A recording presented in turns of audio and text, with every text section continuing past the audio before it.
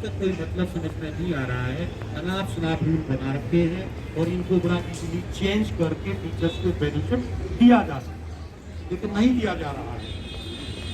काफ़ी लंबे समय से हमारी डिमांड रही है कि टीचर्स को एमएसीपी स्कीम नहीं मिली है। एमएसीपी स्कीम है modified assured career progression scheme. इस स्कीम के तहत जो दूसरे केंद्र सरकार के कर्मचारी हैं उनको हर 10 वर्ष के बाद एक फाइनेंशियल अपग्रेडेशन मिलता है। यानी कोई प्राइमरी टीचर है तो उसको टीजीटी का स्किल मिलना चाहिए 10 साल के बाद, और 20 साल के बाद पीजीटी का मिलना चाहिए, और 30 साल के बाद वाइस प्रिंसिपल का मिलना चाहिए। ये सब स्टाफ से लेके और सभी जगह केंद्र सरकार के सभी कर्मचारियों पे लागू है, केवल केंद्रीय विद्यालय के शिक्षकों पर लागू नहीं है। जबकि केंद्रीय विद्यालय में ही जो नॉन टीचिंग स्टाफ हैं उनको भी एमएसीपी का लाभ मिल रहा है, केवल टीचिंग स्टाफ को नहीं दिया जा रहा है। दूसरी हमारी जो बहुत ही मुख्य डिमांड रही है, बहुत पुरानी, कि सेंट्रल गवर्नमेंट हेल्थ स्कीम का कार्ड बनता है, जिसमें बाज़ार में भी मार्केट में भी आप कहीं जाएंगे और अपना कोई टेस्ट वगैरह कराना चाहते हैं तो वो गवर्नमेंट ने जो रेट फिक्स किए हुए हैं उसी मिनिमम रेट पे, जो गवर्नमेंट की फ़िक्स रेट है उसी पे आपका वो टेस्ट हो जाएगा और आप सीजीएचएस के पैनल के जो हॉस्पिटल हैं उन पर इलाज करा सकते हैं।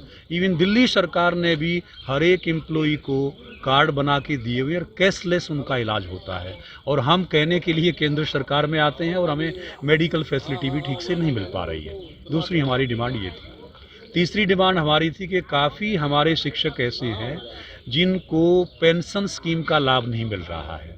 डिपार्टमेंट में 2 तरह का सिस्टम है, एक सीपीएफ कंट्रीब्यूटरी प्रोविडेंट फंड और एक GPF cum pension scheme, general provident fund और पेंशन स्कीम।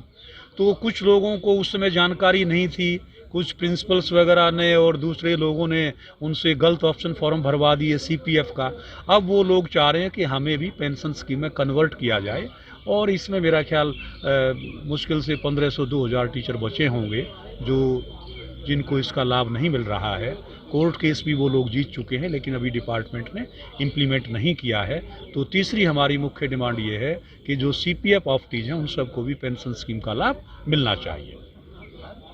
चौथी हमारी डिमांड, जो मेन मुख्य डिमांड फ़िलहाल है, वह यह है कि केंद्रीय विद्यालय 1250 से ज़्यादा स्कूल हैं, और ये गोवा से लेकर अरुणाचल प्रदेश तक शायद ही कोई डिस्ट्रिक्ट हेडक्वार्टर ऐसा होगा, इवन सब डिवीज़न पर भी, तहसील में भी, जहाँ केंद्रीय विद्यालय नहीं है। और कर्मचारियों की संख्या लगभग टीचिंग नॉन टीचिंग मिला के 50,000 के आसपास है।